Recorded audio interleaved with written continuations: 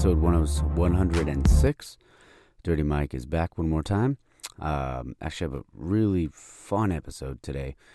It is big game weekend, because if we can't say the other words, fuck off to the NFL. Honestly, a super fun episode, though, I was over at Brewjeria over in Pico this weekend. Got to sit down and record with them. Actually, I have a really fun episode coming up next week, but this weekend was awesome. Got to go down to Brewjeria, hang out with Agustin of Brewjeria. He's one of the owners and was one of the brewers also at that brewery. Just a super fun time at that place. Really, if you're in the Pico area, Whittier, Santa Fe Springs, Norwalk, anywhere around there, jump off the 605 off Whittier Boulevard. Go down there. It's right behind Mario's. It's just a really cool place. Really cool vibes. Really good time. It's going to be a super short intro that I'm doing this weekend. But just wanted to talk a little bit. Obviously, it's big game weekend. The Chiefs won. Mikey lost his fucking parlay. But it is what it is. Shit happens. That's what happens in the gambling world. Got to gamble to win, baby. To quote Wolfie. Shout out to Wolf. Also, a couple of shout outs I wanted to throw out too, because people, a couple people that always like our stuff on Instagram. If you follow him on it's that MF review, so he does beer reviews on YouTube. Go and check that guy out. Subscribe to him, do all that sort of stuff. But let's just jump into it. I watched some of the game today. The Chiefs won. Obviously, they beat the Eagles. Fuck. I mean, what can you do? I lost my parlay. But honestly, shout out to Clinton. Love Clinton. He's out in Kansas City. He's a huge Kansas City Chiefs fan. So congrats to him. I got another buddy, Raul, who's a big Eagles fan. Sorry for you, bro. But before I get into more of it, I do have to drink this beer. And it is from where I was just at yesterday, Brewjeria. It's all brewed and made in Pico Rivera. This is Fulanita. It is a Berliner Weiss with strawberry, pineapple, and what is this last one? Dragon fruit. So, it's going to be good. So I'm going to jump on in here. Water's fine. I've actually had a few of these this weekend. Had a couple today. But it's a banger. I'm going to jump on in.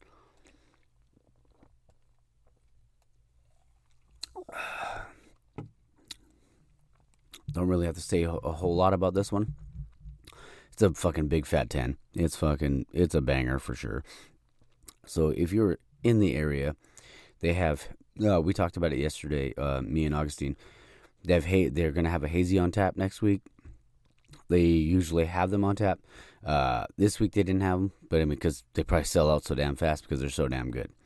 So definitely get down there. Back into the big game. Fucking Mahomes. He finds a way, to make shit happen.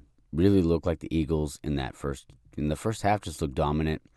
They looked like they were going to take it, but I really just can't sleep on Patrick Mahomes.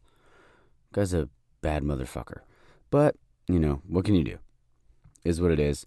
I'm going to jump into a couple of headlines before I jump into the interview. I guess LeBron James did something big this week. What the fuck ever. I'm just kidding. Congrats to LeBron James.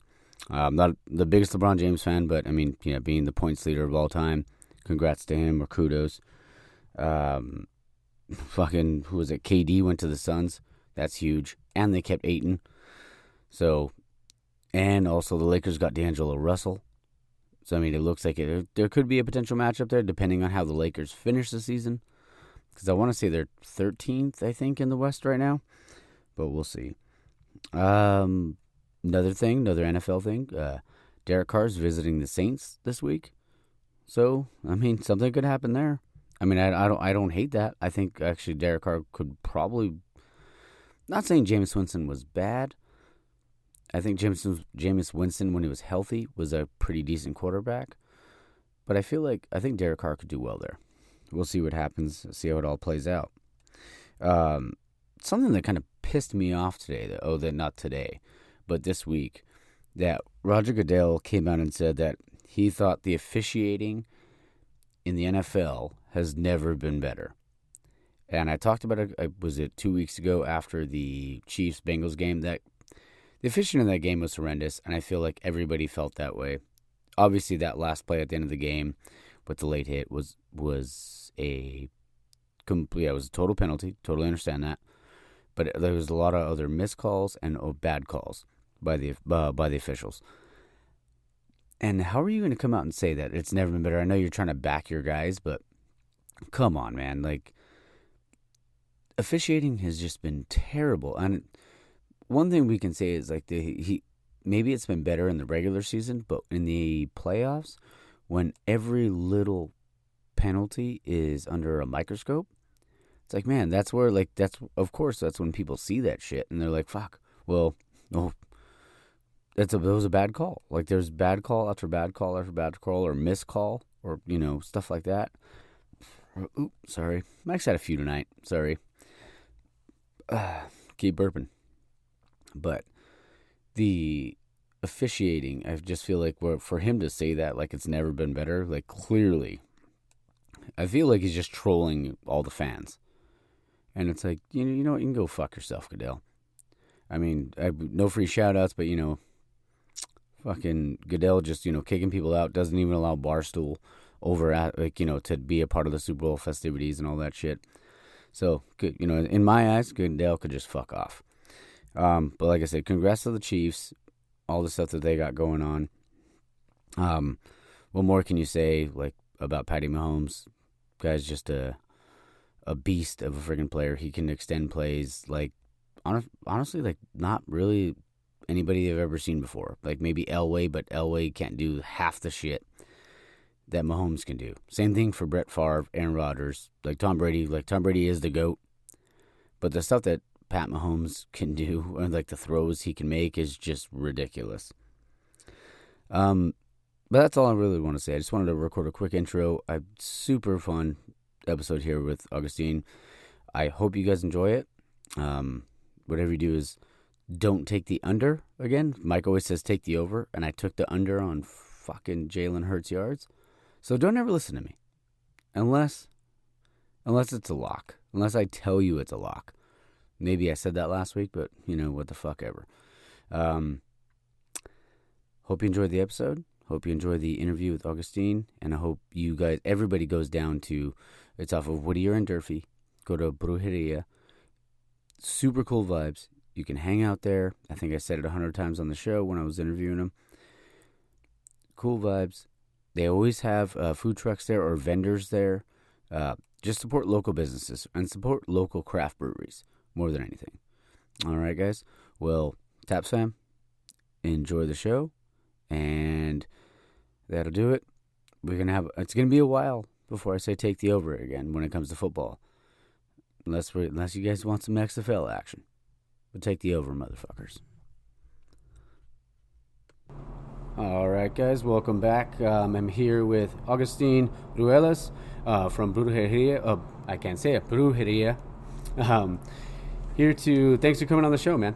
Thank you for having us. Thank you for reaching out. Yeah, for sure. I mean, it's an awesome place. It's down in Pico Rivera, place where I grew up. It's off of Durfee and Whittier Boulevard. So you got to come on down. Just looking around at the place, there's tons of awesome decor. They got really cool merch. About to dive into one of the beers. So cheers, man. Cheers. Yeah, this first Thanks beer. again. Yeah, for sure. This first beer is called Hop Science. What's the percentage on this one? That is an 8.5 double West Coast. Sweet, let's do it. I love doubles. Oh, that's delicious. It almost has like a sweet finish. It's just malt, to try to balance out the bitterness. Yeah, for sure. I think they also used hop extract, I want to say. Okay. Or cryo hops, something. Some of that like new, kind of fancier stuff they're doing with hops. Yeah, and you've kind of seen like the cryo hops in a lot more beers now lately. Yep. It's it packs a lot more bitterness into sure. For less volume, Yeah. It definitely helps when you're dry hopping. Yeah. Right, because it's just less time opening the tank. Oh, for sure. Which can cause oxidation. So It's cool though. Yeah, it's actually this beer came out, I want to say, in October. Okay. Or November, so it was technically an experimental batch that we did, and I mean people love it though. Yeah, that's really good. You gotta definitely come down and try this one. I'm gonna go in for one more here. Oh, that's delicious. That one is so good. Make sure you come on down and try that one. You'll get a full pour of that one then. yeah, for sure. How was when did you guys start? When did you guys open? We opened in November 2019. Oh, okay. So we're a little over 3 years in now. That's awesome. Yep. That's really cool. And honestly, we fell into it. It wasn't. Okay. We were craft beer, I guess nerds, right?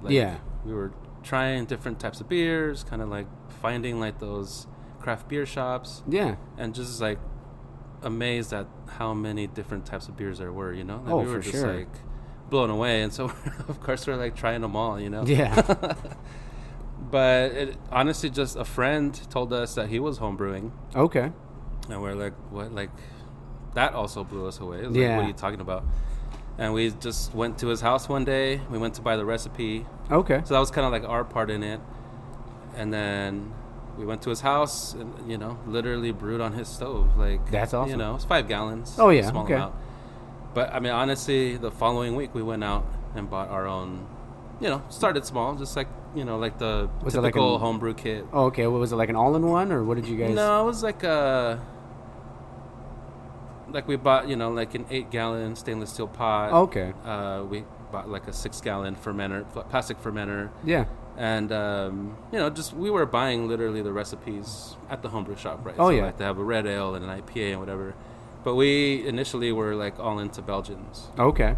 So I would say that the first maybe 4 or 5 beers that we brewed were Belgian style. Nice. And that was kind of we've never let that go, Yeah. That's always been part of the brewery. That's awesome. Part of what what we want to share is to let people know about Belgian styles. But also, I mean, as we got more into it, we just realized that people had so many people had different tastes. Oh, right? for sure. And so yeah. we started brewing lighter beers. Mm-hmm. The California, which is I believe third on your flight. Yeah. is one of our original recipes. Cool. That's we've been brewing, I want to say, since 2011, 2012 or something. Oh, dang. Yeah, we were home brewing for a long time. Yeah. It was 9-10 years almost. That's cool though. I mean, you get to brew your own beer, drink your own beer, and make it the way you like it. So. Yeah. I mean, well, the funny thing about that is, why I think it made so much sense to us once we started was one of the first things we did was throw a house party. Oh, nice. A tasting party, right? Hey, come out and try the beer we made. Yeah. It was terrible. Yeah. But again, family, right? My parents made potato tacos. Okay. And we were kind of selling hey, you buy, for $10 you get a plate of tacos and 5 tickets or whatever. Okay. To drink the beer. And honestly, again, the beer was terrible. I mean, we were brewing with I'm sorry, I'm blanking. Oh, you're fine. It was the easy way out, basically. Okay. We were brewing just throwing syrup into boiling water. Okay. We weren't making any recipes. And about 4 years in was when my brother came in. Okay. And he's the one who was all right, we got to stop doing this. This is not real beer, Yeah. You're just copying out. But, I mean, that whole time we were doing house parties. Yeah. People were coming over. They were just getting bigger and bigger. And finally, my wife was like, you can't do it. The house party thing is over. You gotta figure something else out. And, from there, so, not only did my brother take over the recipe development. Okay. And even, a lot of the brewing. We also then started, having to move out from the house. Yeah. And do events outside of the house. So we started doing nonprofit events. Okay. That's my background. 2 of our other owners, that's kind of how we all met. Okay. How they're part of the brewery. We did, I want to say, over 45 different nonprofit events that we poured at. And were they little pop-ups, or what was it like? So, nonprofit organizations, right, rely on donations, grants. Yeah. Money coming basically as, a donation or, free money. And so being already in that field, you know, we know that organizations have 1 or 2 big parties a year, right? Like a big, you know, fundraising event. Mm-hmm. And I think part of the thing was, well, you know, we have this beer that we're making at home. Yeah. People might, you know, actually be interested in trying something different, right? And we just kind of got in with friends, right? Like, I had a friend running an organization. Like, we all had just a network, right? Yeah. And we honestly just started as like a trial, because again, we couldn't do it at home anymore. Yeah. So like, well, we got to figure something out. And it just kind of like went crazy. That's awesome. From that first event, you know, it was just like, well, can you do it here? Can you do it there? Yeah. And, you know, and it is more or less like a small, I don't want to say industry, right? But it is like a small field or you know, career. Yeah. And so everybody knows everybody. Mm-hmm. So it just kind of helped us, because it was like, well, hey, we're going to do one in 5 months. Can you guys, you know, can you guys be here? Yeah. And then they're like, well, 2 months. We're like, all right, cool. And so we were brewing literally every weekend. Wow. Like from 2014 to 2018, I want to say. We were just either brewing or at an event. Yeah. Or sometimes both of them, right? Nice. Like, I mean, there were Thursday night parties, Friday night, Saturday night. Not too many Sundays. Yeah. So the Sundays were like, that's when we brew. Yeah, you okay. know? And as we got better and better, we kind of were like also enjoying it more. Yeah. Because we're like, all right, well, we know the beer's going to be fine. Yeah. Like we were, you know. Because, I mean, initially, man, it was, we were just getting drunk. Yeah. And, you know, like we had a reason to get drunk, right? Yeah. Like, oh, well, we're making beer too. Like, yeah. we're being productive. Yeah. Right? What do they say? Getting high on your own supply? Yeah, for sure. But yeah, I think it was once we were getting closer to like opening this place, was when we actually started enjoying it again. Okay. Because we were like, all right, well, this is kind of ending, but like also we're actually really good at it, you know? Yeah. Like we had gotten to the point where, I mean, everything was dialed in. Right? Yeah. Like we knew the recipes already. Yeah, you knew what you were doing. System, like everything was set. And then of course, right, we start this. Yeah. And we're like, none of us are professionals. None of us ever worked at a brewery. Yeah. None of us. I mean, we did, you know, some like conferences and stuff. Where, you know, you go for like 1 hour, 2 hour sessions kind of thing. And, you know, we did learn a little bit. And we did start meeting brewery owners as well. So we were able to kind of do some like collaborations with existing breweries. Okay. We worked with Border X. We worked with Dry River. We worked with Bootleggers. In Anaheim. Bootleggers used to have a trivia night. That was always fun to go to. Nice, yeah. And that was kind of like learning on the fly. You know? Like, obviously they were running those breweries. Mm-hmm. We were just kind of there to get an inside look. Like, how does this work? But also, like, again, right, so the going into, like, trying to develop, like, a brick-and-mortar brewery, we weren't doing as many nonprofit events. Mm-hmm. So these collabs then kind of became the next way to get the name out. Yeah. Also, right? Like, just a brewery is willing to host us. Yeah. Put our name on the, you know, on the board, and, like, we make, you know, a beer together. Like, yeah. That was, like, just, I guess, a way for us to keep kind of building, you know, like, the brand. That's awesome. And, like, for this place, because, I mean, it's in Pico, how did you guys come into this, like, this location? Luck, I think. Yeah. I mean, look, we for sure knew that we wanted to be in a Latino That's awesome, neighborhood. Mm-hmm. And a lot of the nonprofit events that we did is in LA, right? Yeah. Or, like, at least the first outer ring of, like, downtown LA. That's where a lot of these organizations are, right? Mm-hmm. It's a lot of social justice work. So in the inner city is kind of like where a lot of this stuff is happening. And we're like, well, we should open in LA because that's kind of where we've built, you know, the majority of our followers or I guess fans, right? Yeah. But then we, like, start realizing, like, oh, it's, like, really expensive. Oh, the cost, know? I'm sure it's crazy. Like, again, we had no clue. Yeah. We were just kind of like... Yeah, you said you're doing it on the fly. Yeah, exactly, trying to figure it out. And, you know, some of the breweries that we did talk to, they kind of built it themselves, right? Yeah. So we kind of were like, well, then it is possible. Yeah. But we were just kind of like, all right, it's not going to be in L.A. Yeah. And then, you know, we were like, all right, East L.A., but then East LA and even like Boyle Heights right there, well, I guess East LA is like it's unincorporated. Yeah. So really, anything that you want to build in East LA still has to go through the city of LA, essentially, right, or the county, which is like still a step further. And it was just like way too complicated, too complex. Like we didn't think it would happen in a reasonable timeline, you know? Yeah. And we're like, all right, well, there's Montebello, but then the Angry Horse, right, was already there, and it was just kind of like, you know, that's a little too close. Yeah. And it was still, you know, relatively expensive. I mean, we looked into El Monte, but then Progress Brewing was there too, right? Yeah, Progress. I mean, El Monte is very different as well. It is very industrial, so it's like we also knew that we wanted to be in more or less like a community, a mixed use area where like we're not just an industrial park, right? And we're the only thing open, you know, past 5 o'clock or whatever. Yeah, like we wanted to be in an area that was livelier, a lot more traffic.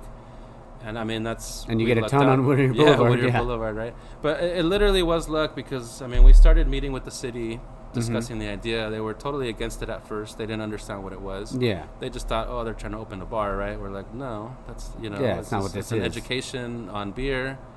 It's, you know, a lot of flights where you're really just having smaller amounts. Yeah. And it is about bringing people together, right? Not about like, hey, let's just, you know, get drunk. It's family friendly, dog friendly. Like, I mean, we host so many events here, it's crazy. Yeah, and it's family owned too, so I mean, it's not like it's just some random investor that's coming over here and trying to do something. Right. So I mean, like how cool is that you, your brother, and you said your sister who does parts of the designs too, right? On the beer, the brews. Definitely. And all that stuff. So that like, how cool is that? And then so just the last bit about actually landing here. For sure. Yeah. It was literally the city on Google Maps, right? Like just basically showing us this street. Yeah. And there was a building, the Durfee Room, I want to say. It was a bar. Okay. It's on Durfee, but actually on the north side of the train tracks. And we were just kind of like, well, this is way off of Whittier Boulevard. Yeah. Like that's not, and it was really small too. Like literally a third of this place. Yeah. And so they're just going down on Google Maps on the view, right? And we're just looking at the buildings. And we saw this one, and we saw the For Lease sign. There you go. What about that one? Yeah. You know? And it's a pretty big space, too. It is, right? Yeah. You can't tell. Coming from the back, it looks bigger, right? Yeah. Because the building there is taller. But, yeah, we just saw the sign, and then we kind of came and looked at it ourselves. Yeah. And we were like, dude, like, it just... Like, we fell in love with it. Like, for sure, I mean, now we know, you know, it would have been nice to get more space. Yeah. Right? Like, we are bursting at the seams, but it is essentially a prime location. I mean, it's also the freeway. Definitely, it's like the 605, right, is about a quarter mile away. Yeah. It's worked out great for us, for sure. Yeah, and it's a great looking spot. Like, I think just like you can kind of visualize what this place would have been just bare bones, and even then I feel like it would have been like a perfect like little, you know, brewing spot. Oh, dude, it looked way different. What was it? Yeah, I mean all these exposed ceilings, right? Yeah. There was drop down. Oh, was it? Up front here was all drop down. It was like an office kind of space. Oh, okay. Yeah, because I don't even remember. I mean, I grew up in Pico, but I don't ever remember what this place was before. Oh, dude, we get mail for like 6 different. Oh, really? Yeah, it's crazy.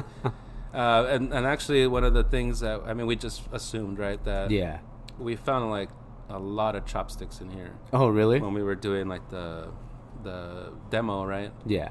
Just everywhere. We're like, dang, I guess it was a chopstick manufacturer. It could have been, yeah. I don't know, maybe they packaged them, something. Yeah. But I mean, we get mail for like a carpet cleaning thing. Oh, really? We get mail for like it's like for, I don't know, import, export. Like, it's crazy. Yeah. I don't even know how they keep sending mail to these businesses. Yeah. And it's been like 6-7 years. Yeah. Like, it doesn't make any sense. And you would assume it would have, like, you know, by then, you know, they would have got some return mail or something like that. Let's just give up. Yeah. They don't want our business. Definitely. I mean, and this is, like I said, this place is really, really awesome. Like, even just like the, you know, the books you have up there, and, you know, bringing the Latin community together, like within, you know, with beer, you know, having, you know, fun, just, you know, having a few beers, knocking them back, and you get I see the tajin and the chili candy back there too. Yeah, for micheladas. Nice. You know, that was part of it too, right? Being Latino and like not seeing, like, we tried joining, you know, homebrew clubs, or at least going to meetings and just kind of checking it out. And I mean, not so much that we didn't like it, but we were like the only Latinos there. Yeah. It was just kind of like awkward, and maybe that was us, right? Oh yeah, I mean that could be just that we didn't feel comfortable because of our own our own stuff. But we were just like, well, that's not like, how else are we gonna learn or get bigger or find like other Latino brewers or just people interested in beer in general? Yeah. And that's kind of where Ricky Rivera reached out. Musician, but he transitioned out to brewery, right? Oh, shit. I didn't know that. Contract brewer, and he has like a small distribution company. But he reached out. I don't remember what year, man, but he just kind of on Facebook posted, is anybody on here, brew beer or interested in the brewing industry, whatever. Yeah. And I replied, and from that we built the SoCal Cerveceros. Okay. Which is like the largest Latino homebrew club in the country. That's freaking awesome. Yeah. It was, again, like we were just like, oh, well, are there other people? You know? And like our first meeting was really just me and him. Yeah. Just kind of discussing what we were interested in, what we saw in the future as far as brewing or even our part in it. Like mapping everything out. Yeah. I mean, just having conversations about is there more to it than just us meeting on a Facebook Facebook chat. And I mean, our second meeting we had like 8 people. Okay. Like the original founders, I think was 5 of us. Yeah. And I included my brother, and it included Jimmy, who's also one of our co-owners now. Okay. But yeah, I mean I'm not nowhere near as involved as I was when we first started the club. But I mean, I want to say there's like over 150 members. Wow. That's there's also awesome. been a I guess a group that grew out of it, which is a SoCal Cerveceras. Okay. So also now like women, right, kind of claiming their space. That's awesome. And that group has grown, I mean, a lot too. I mean, we did a beer with them last year. Yeah. It's called Las Homegirls. Oh, cool. So it was like, in collaboration with the SoCal Cerveceras, and we ended up releasing it, I want to say 3 or 4 times. That's awesome. It was so popular, like just. And how cool is that too? Like, yeah, getting, because I mean, it is like you were saying, almost like the Latino community. They're not like it'll not that maybe they don't want to be, but yeah, get like that. You don't always see them in the brewing community, and to be able for you guys to do that, and even for them, that's how cool is that. I'm gonna jump into this next beer though, Tomo La Flor. It's a play on Selena, and this one is a. Which one is this? Tomo La Flor. Tomo La Flor. So it's a hibiscus pale ale. Ooh. I love it. That's where that hue's coming, that color's coming from. Awesome. That's actually the beer that kind of, I guess, gave us the confidence to even consider starting like a real brewery. It was the most requested beer in like all those nonprofit fundraisers that we did. Like everybody was like, "Can you pour at our fundraiser? And can you pour Tomo La Flor?" Yeah, it's so good, and it's really like. You get a little bit of bitterness on the back end, but it's super light and refreshing too. It's not like anything that's like super heavy. Yeah, that's for me like the Tomo La Flor in a michelada. Yeah, that's like my jam, because I like that bitterness that you get, right? Like I've never really been a fan of micheladas because it's always just like a light beer. Yeah, right. So like you're not drinking it for the beer. Right? Yeah, you're drinking it for the chile and all that stuff. Yeah. So with the Tomo, I like that I get that little bit of like beer flavor coming through, like for just sure. At the end. Well, with the miche, right? But in terms of the beer itself, that was honestly started as an experiment. I mean, we did get the idea, at least for the recipe, from Border X. Yeah. Right, because they were the first ones that kind of had a very popular like hibiscus. Yeah. I mean, and theirs is a hibiscus saison. Yeah. So it is like farm style kind of. Farm style. Yeah. It's a lot stronger. It has a lot more sweetness because they do add agave nectar to it, right? Yeah. So like, and I understand, right? Because saisons can be a little too like funky, Mm-hmm. So, but yeah, that like we found the recipe online, literally reached out on Facebook, and they were already open, right? Yeah. In San Diego, like they were around for 2-3 years already, and we were just like, well, hey, like how do you make it? Yeah. Like, when do you add the Jamaica? Like how does this all work? And they replied, and they're like, "Oh yeah, like this and that. Like, you want to give me a call, and we'll discuss it." We were like, "Whoa, like." Yeah, how cool is that? Like just a, pure, just helping each other out. Collabing like that. I mean, to this day, David, one of I think the CEO, right? I talk to him on a regular basis, like, and always just sharing, right, about what's going on. Yeah. How are things looking? Mm-hmm. Like, are you guys getting good traffic? Are you seeing any changes that might, so it's really cool to have that, and there's certainly now a lot more breweries in, like, just in our general area, like in San Gabriel Valley, Southeast LA, that there's also that much more, like, I guess, cooperation, like sharing ingredients, sharing, just collabing with other breweries and being able to do it. And I love collabs too. Like anytime you can get two like good breweries together and they put together something magical, that's all you need. Definitely. Yeah. And you guys opened in November in 2019. Like that was like almost like at the beginning of COVID and all that stuff. How was that? Like navigating through that? That was rough, dude. It was rough. 4 months in, and we're shut down. Yeah.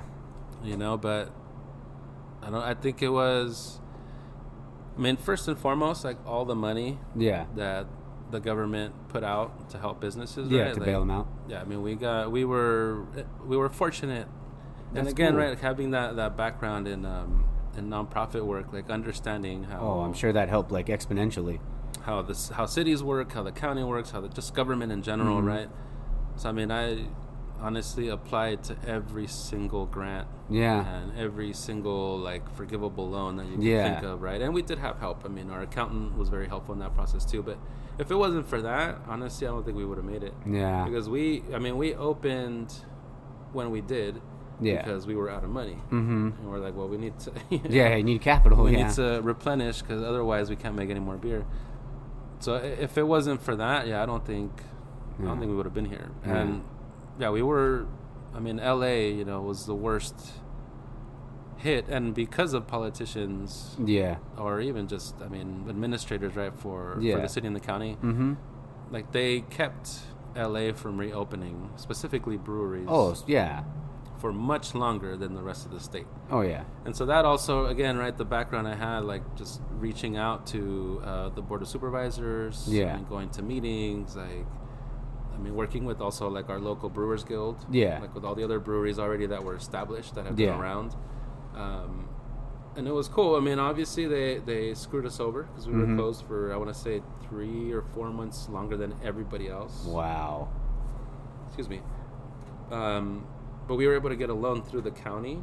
Because of the way all that unfolded. Oh. Like it was, at the end of it, it was clear that like basically the LA County Department of Health was like picking on breweries. That's because we were the only industry that was shut down. Like it didn't make any sense. They're like, oh well, because people hang out and they drink, they're getting too close, and it's like, look, we understand that. But every other place you go to, there's a 6 foot distance. There's contactless stuff. Like, but they just kind of stuck to that argument. And again, at the end of it, we did get a grant, but it was nowhere near what we lost in that same time frame, right? Of course, that we could have been open. It's like you can have a Walmart open and have like 5,000 people in there, but all packed in there trying to get toilet paper. But you can have have 48 people in a 5,000 square foot facility. It didn't make any sense. That's crazy. But we also, again, speaking of Pico Rivera, like they helped us because at one point we had a shipping container out on Durfee Avenue that seated basically another like 24 people. And it had large roll-ups. It had like windows. So it was wide open. It was, you were outside essentially. And then in the back parking lot, right where you saw me setting up the patio earlier. Like that was literally the city saying, you know what? If you can't have people inside, like we'll give you that space so that you can have outdoor That's really seating. cool. Yeah, it was again, it's like all these things that just receiving help is what kept us open. Like that was, the most important aspect of it. I think the other thing, just like as almost like a cherry on top kind of thing, is So yeah, we were able to make it through because of all that help. Yeah. But then once everything kind of started to reopen, get back to normal, people can be inside, and like, you know, we basically kind of doubled our space for a while, right? Because we had now 2 outdoor patios plus indoor. That's cool. We were just, you know, it was almost like we had a second grand opening. Yeah. Right? Because, again, only open 4 months, and then nobody was able to visit for like 6 months, 7 months. Wow, yeah. So as soon as we were able to reopen in January of 21, it was like, whoa. Yeah. You know, like all these people that just had never tried it, but somehow heard of it. Through, an influx of, you know, customers coming in and foot traffic and all that sort of stuff. So like 2021 was, you know, there was still obviously, right, apprehension. There was still hesitation, like a lot of people, right, mask wearing. Like all of our staff had to wear masks. But it was still just a lot of people who wanted to get out, first of all, but just also like had heard of us and wanted to check it out. You know? Yeah. And that's, you know, and word of mouth is, honestly, I always feel like word of mouth is like the best type of advertising you can have. Because if, one person, you know, comes over, they tell their buddy, like, well, you got to come check this place out, and it just so on and so forth. And then it's just, then you have just an avalanche of customers coming in. And honestly, it seems like you guys are thriving now. So, I mean, it's like, it's I appreciate really, that. really cool, No, it's again, we're lucky.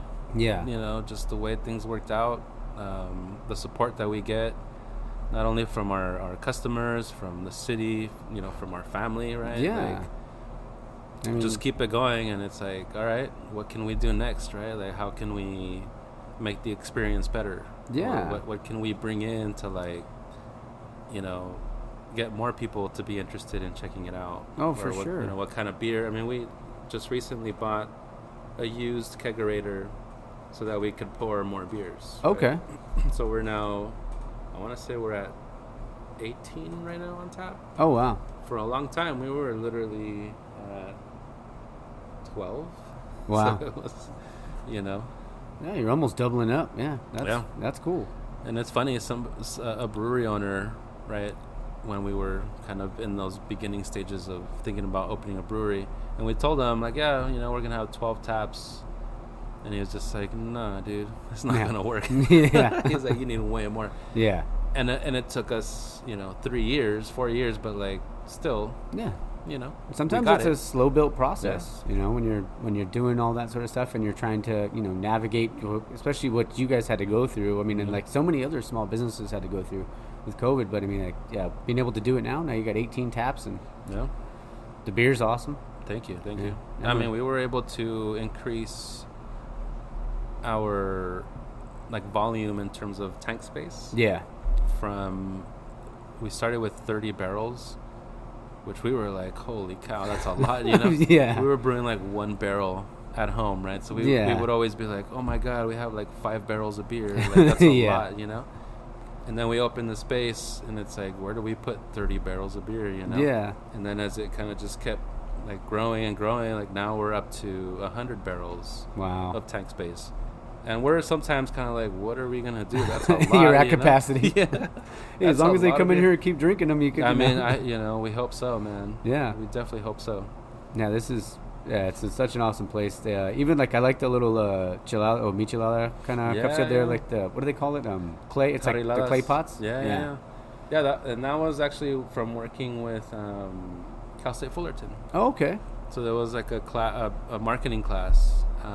And I mean, this was an existing business, but the son of the owner was basically, you know, graduating from Cal State Fullerton, and one of their like senior projects was to test a product out in the market. Yeah. And they kind of reached out to us and were like, would you be willing to sell them?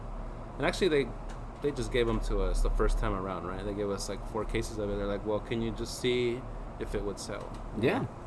And they were literally gone, flying off the shelves. Yeah, they were, and to this day they're really popular because you get to keep it too. Yeah, you get to reuse it, right? So you can still make your own michelada at home. Yeah, and it's it like, tastes different too. Yeah, it's like buying a, you know, like the stone. Because what kind of design is that one? Like you guys have the Brewjeria one, it's not like the growler, or like like that specific one above that middle tap. Because it's a different kind of design. I really like when I'm going to have to pick one up before I leave. Rastal. Yeah. Yeah, no, that's awesome. That was So that was another one of the things that we were, fortunate that when we first opened our doors, we had gotten a grant from a merchandising company called Grandstand. It's one of the biggest, well-known or most popular brands. And they kind of, I don't know if they still do it now, but they had basically a scholarship where they gave new breweries like $1,000 or $2,000 worth of just like free branded merchandise. Yeah. To kind of get going, And we got like the glassware that we serve from now was basically what they gave us the first time around. Oh wow. Also like so we got glassware, we got growlers, we got t-shirts, we got hoodies. Like it was like a whole thing. We got stickers, coasters. Like it was crazy. Yeah. And honestly, it was all gone. Yeah. Within like 2 months. I bet. Yeah. Yeah. So they did a good. Sorry, they did a good job, right? That like they gave it to us for free. Yeah. And we then had to go back and order more. Yeah. And we've been ordering stuff from them ever since. I mean, they are definitely a good company. But that was a big help, right? Because we would have had just basic glassware. Yeah. Like just whatever blank, right? Like. Yeah, but just like it's a different type of design that I hadn't seen before. Yeah, I was showing my uncle, who actually just lives up the street over here in Pico, and he was like, "Oh, you got to get me one of those." So I was like, "I'll pick one up." Yeah, for you. Yeah, I'll get you one. But yeah, those are cool. Like even like all the merchandise, like the T-shirts, and I saw there was like I think I told you earlier, I'm not really a Dodger fan, but they have I saw like the Brewjeria. It almost looks like the Dodger kind of look, like the writing. Yeah, that one came out last year, and it was sell like crazy. One of our best sellers. Yeah, I bet. Yeah, and especially like the Dodger community's so big here in Pico too. I feel like everybody except for like my uncle is a Dodger fan because he's an Angel fan. Oh so no. Yeah. But yeah, so he's had a rough go of it the last few years. Yeah, I bet. But yeah, I'm gonna jump into this next one. This is Barrio Beach, and this one is another double West Coast. Another double West Coast. So that's like our core. Like double West Coast. Gotcha. So this is like one of the more like popular beers? Yeah. Is this like this one goes a lot? That's like our top 5 seller for the last 2 years. Same thing, it's 8.3. Okay. A little higher ABV, but this one... Ooh, yeah, that's super smooth though. Yeah. There's really no like... the IBU's got to be super low, I feel like, on this thing, because it's not... It's high. It's like is it high? It's just the malt. Like we hide the bitterness with a lot more malt. Yeah. So we didn't, like IPAs when we first started brewing. Yeah. That's, 12 years ago now. Yeah. But now, like Barrio Beach is one of my favorite beers. That's awesome. I feel like there's always like that first beer you try, or like whether it's an IPA or hazy or anything like that, that first one you try that you're not really used to, because, I'll admit, like when I was a kid, I was drinking Miller High Life. Yeah. Whatever I could get, like a 24 pack for like $12. Yeah. At the store.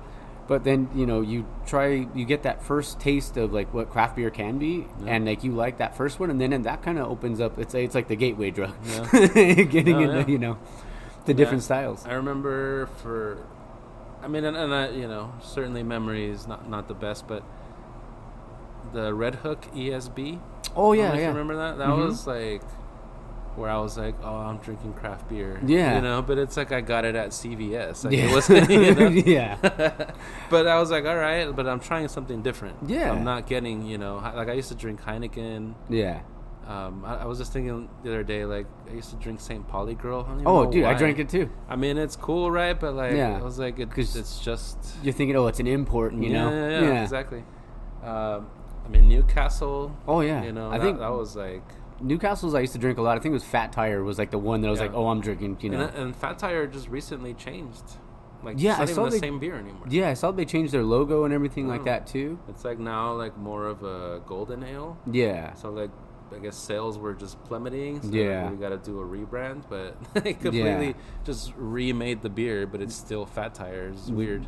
Yeah, and that's one of the best things that I feel I love. Well, one of the best things I love about craft beer is just that they... it's like 98% of breweries are craft breweries now, like in the United States. Yeah. And it's like they're changing the way that people view beer because, there's people that are like, even like when they have like the barrel aged stuff like that, like people that are into whiskey can enjoy something like that where they may not have been beer drinkers before. Yeah. And how cool is like that though? You can get people from different avenues that like certain things and be able to bring them to craft beer. I mean, I would even add seltzers now. Yeah. Right. So we started making seltzers last year. Seltzers are huge, and it's been great because people come in that don't like beer. Yeah. And they're just not interested. They're like, I don't want any of that. Mm-hmm. We're like, well, we have a seltzer though. They're like, oh, cool. There you go. And we've made so many. I want to say we did like 20 different seltzers last year. It's small. Yeah. Small batches. But that's the thing too, though. It's also not that everybody is coming for seltzers. Oh yeah. But there is a sizable group, right? Yeah. And we're able to kind of like still have them enjoy the experience. Oh, for sure. Still, be able to have a drink that. A little bit of alcohol in there. Oh, right? Like, yeah. And you can I can just picture this place, on a, like, today's Saturday, but like picture this place just popping, and everybody here and hanging out, whether it's a seltzer, michelada, or, something like this Barrio Beach, which I'm going to give a big fat 10, by the way. Oh, nice. Thank you. So good.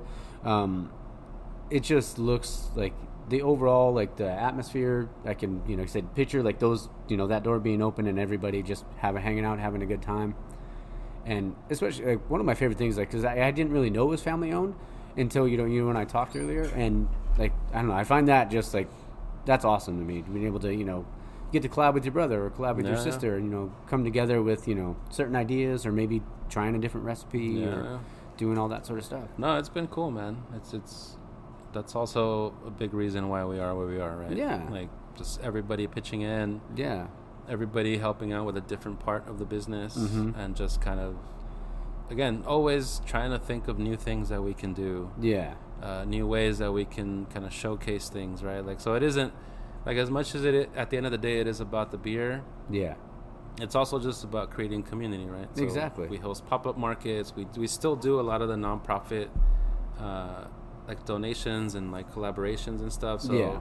Like, now we're not, so much going to these fundraisers and pouring our beer, but we are still, hosting nonprofits here. We're still actually making beers and 4-packs that are, that basically proceeds go to these organizations, right? So it's like, in a way, it's like giving back for them, helping us get through a period where we were trying to figure out, is this even a reality? Yeah, is it viable? Yeah, or exactly. Something like that. Yeah. I mean, I'm gonna say it over and over again, and I'm sorry for the listeners. I'm gonna harp on it, but I love this place. Thank you, man. Yeah, it's so cool. And when it came to like, when it came to like brewing, did you guys start off doing like when you guys were doing home brews, like all grain, or were you guys doing like any type of extract brewing? Yeah, there you go, extract. Yeah. So for the first 3 years, it was all extract. Okay. Like, we were just picking recipes out of the homebrew shops. Yeah. We started buying books. Yeah. That also had recipes, so we kind of started messing with it, but at the same time, with the extract, is like you have no control over the flavor profile. Yeah. Right? You're getting whatever is in that extract. It exactly. could have been 2-row, and it could have been, some, I don't know, midnight wheat, like whatever. We don't know what's in it, right? It's just extract.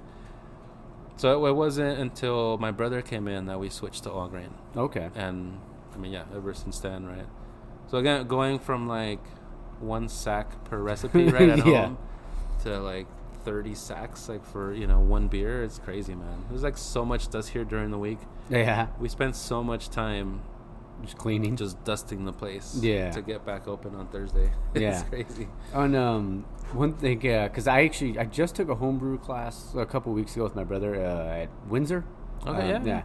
I had never, because I just love beer. Like I enjoy like whiskey and beer, but with the podcast I got more and more into craft beer, and so we took that class, and they mentioned like a stuck mash. So I wanted to ask everybody, have you or your brother ever had a stuck mash? Oh my God, so many times, man. Oh yeah. I mean, we've even lost beer to stuck mashes just because it wouldn't, there was nothing we could do. It was like irreparable. I mean, there were times where we've forgotten the false bottom. Yeah. So that already, it's over. Mm-hmm. But also just times where we're literally diluting the grain just to try to get an opening, and whatever. We'll fix it at the end. Wort? Is that what they like using like the hot beer? Yeah, just pouring water into it, like trying to like mix it and like basically get it unclogged and just man, it sucks. We don't get that as much anymore, but that's also because we use a lot of rice hulls. Yeah, I was just gonna ask, do you guys do rice hulls? Yeah, a lot. I mean, it's necessary. There's no way we could brew without that. Yeah, it's just it's a small amount, and it creates like just circulation because there's no real flavor it's adding or anything like that. It just creates circulation within the tank. Just to keep the water flowing through, still grabbing those sugars and pulling it down. Yeah, but man, if it wasn't for rice hulls, we wouldn't be brewing. Yeah, and that's what the guys said over at Windsor when we took that class, because we're actually taking. My brother's super busy right now, but maybe in the next few weeks we're gonna go do an extract brewing class, just like a homebrew one, because we want to buy one of those Brewzillas where it's almost like an all-in-one. Yeah. And they're like super, they're not super expensive either, and it's all electric, so you don't have to worry about using propane or anything. So that's cool though, because then you can focus on the recipe development of it. Yeah. And just, have the Brewzilla do all the rest. Yeah. Right? And then you can tinker with it afterwards to figure out what do you need to change, Exactly. Like it's a lot easier to do that than, we had like a system, right, where it's like the brew kettle, the mash tun, and the liquor tank. Yeah. And it was just like, it's actually right there. Okay. That's what we were brewing from at home for, about 3 years. And man, by the time we were like moving in here, actually the first 10 beers we brewed here were on that system. That's awesome. Because our 5-barrel brew system was not up and running yet. Yeah. And again, we had to open, right? Like we just had no choice. Yeah. We're like, all right, well, let's just brew 1-barrel batches and we'll figure it out. And literally all the beer we brewed for the grand opening was gone. Yeah. That first weekend. Oh, wow. And it was nothing, right? It was like 6 barrels. Yeah. But how cool is that? Like just the fact that you can like, because also people love that like exclusive kind of thing. Like, once it's gone, it's gone. Yeah. So do you guys do a lot of like a lot of seasonal beers, or do you guys? We do seasonal, experimental. So our homebrew system, our 1-barrel homebrew system, is still our experimental system, right? So we actually have a Hefeweizen on tap right now. Okay. That was a 1-barrel experimental batch. Okay. On that system. I believe we have another West Coast IPA. Nice. It's still carbonating in the walk-in, but that's a lot of the, we started with, again, like 8 beers on tap, right? We were just like, we had to get open. So, to get to 20, right? It's a lot of experimentation. Oh, for sure, like what beers are going to be good. It's tough to make a 5-barrel batch of beer and then be like, it's not good. Yeah. Like, we got to throw it out, So, and we know now, if we can do 1 barrel, we can scale it up to 5. Oh, like, that's not a big jump, you know? We do have 15-barrel tanks, but then it's just you're making the same beer 3 times. So, it's actually easier anyway. And I think you guys had on the menu, was it Hazy Slater? I saw that one but it was on the website. Oh yeah, that one's, I believe, is in the fermenter right now. Nice. So it should be out, if not next week, the following week. Okay, well I'll be here to try it then for sure. Yeah, definitely. We try to have hazies on tap all the time, but it's tough. Oh, I bet. Yeah, I'm sure they could fly off the shelves or they fly out of the tap. I think one time we were able to have all 3 of our hazies on tap. Yeah. And it was for like 1 weekend. And they were gone. And that was it. How many barrels do you normally make of like the hazies when you do it? 5. Okay. Yeah, it's just, they are popular, but they're also just so like ingredient heavy that it's just like, we want to scale them up to 10 at least, but it's rough. It's a lot. Bet, yeah. And we don't have cans or like labels for any of our hazies. Yeah. Which would help, right? Oh, we could move it a lot faster. So we're still trying to work on that. Yeah. Whether it's the Hazy Slater. We had a label for the Galactic Defender at one point. Yeah. But it just... I saw that one on there too, yeah. It just was not popular at all. Okay. Not only like within our like ownership team, but like also just customers, right? They just didn't make any sense.